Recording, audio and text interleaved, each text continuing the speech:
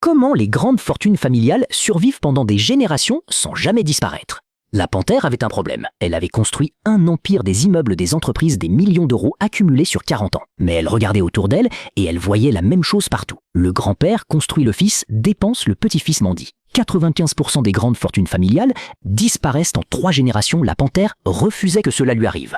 Alors, elle a étudié les familles qui avaient survécu depuis des siècles, les Rockefeller, les Rothschild, les familles royales. Elle a découvert un seul secret que personne dans son entourage ne connaissait. Ces familles ne transmettent jamais de l'argent, elles transmettent des systèmes. Voici ce que la panthère a fait. D'abord, elle a réuni tous ses enfants autour d'une table. Elle leur a dit « Aucun d'entre vous ne recevra un seul centime avant d'avoir prouvé qu'il peut gérer 10 000 euros sans les perdre. » Parce que donner 1 million d'euros à quelqu'un qui n'a jamais géré 10 000 euros, c'est comme donner un Ferrari à quelqu'un qui n'a jamais conduit de vélo. Ensuite, la panthère a séparé sa fortune en 3 blocs.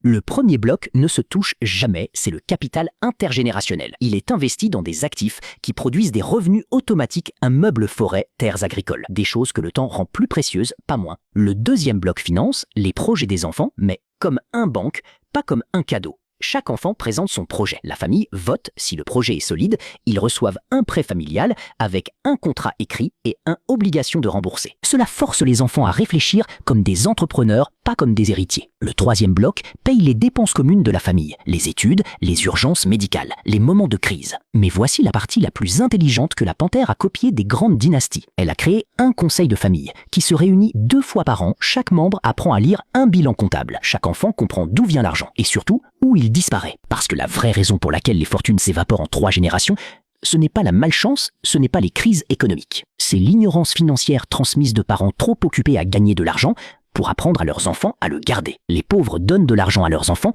les riches donnent de la connaissance à leurs enfants et mettent l'argent dans des systèmes que même leurs arrière-petits-enfants ne pourront pas détruire. Abonnez-vous si vous voulez comprendre comment les grandes familles pensent vraiment